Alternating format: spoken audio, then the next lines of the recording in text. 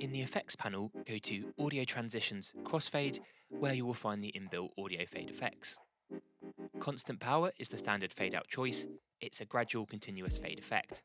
Drag and drop the effect onto the end of your audio, and by left clicking and dragging, you can make the fade longer or shorter as necessary. The other two fade effects you have are Constant Gain, which will decrease the audio at a constant rate, which can sometimes sound a little bit harsh, and the Exponential Fade, which is a more advanced effect. It starts to fade slowly and then increases the speed exponentially until the fade is finished, and this can often work well if you're looking to fade out dialogue. You can add fade effects at the start of your audio to fade in, or if you have two clips placed together, you can place the fade effect where the two clips meet, and this will fade them together. You can remove fade effects by left-clicking to select them, and then pressing the backspace key to remove them.